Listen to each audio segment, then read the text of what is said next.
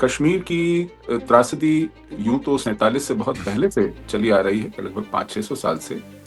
लेकिन 1947 ने हमें एक अवसर दिया था कि हम उस पूरे प्रवाह को इतिहास के मोड़ सकें और कश्मीर में जो एक निरंतर ह्रास हो रहा था, स्खलन हो रहा था, उसको रोकें। लेकिन हुआ उसका उल्टा।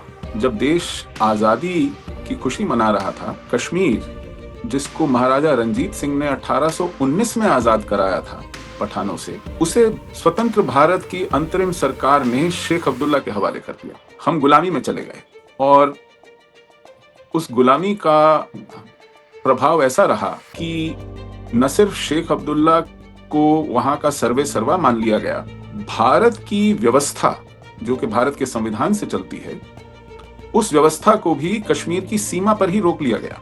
कश्मीर को शेख अब्दुल्ला के मन मर्जी की व्यवस्था में रहने का एक श्राप मिला और उस मन मर्जी की व्यवस्था में उनको अपना संविधान बनाने का मौका मिला, अपनी नागरिकता तय करने का मौका मिला, अपना झंडा मिला। वहां की सरकार का मुखिया मुख्यमंत्री नहीं प्रधानमंत्री कहलाया।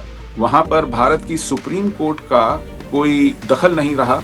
वो भारत की संसद के किसी भी हस्तक्षेप से बाहर रहा। भारत के चुनाव आयोग, भारत के लेखा निरीक्षक परिषद सीएजी, यानी भारत की लगभग सभी संवैधानिक व्यवस्थाओं से उसको बाहर रखा गया। तो मैं कई बार सोचता हूँ, जिनको हम अलगाववादी कहते हैं, सेपरेटिस्ट कहते हैं, अगर मैं उनमें से एक होता, मैं कहता कि भाई आप हमें सेपरेटिस्ट क्यों कहते हैं? आप ही ने तो कश्मीर को सेपरेट रखा है। आप ही ने तो ये प्रावधान बनाए हैं, 370 जैसा प्रावधान, 35A जैसा प्रावधान।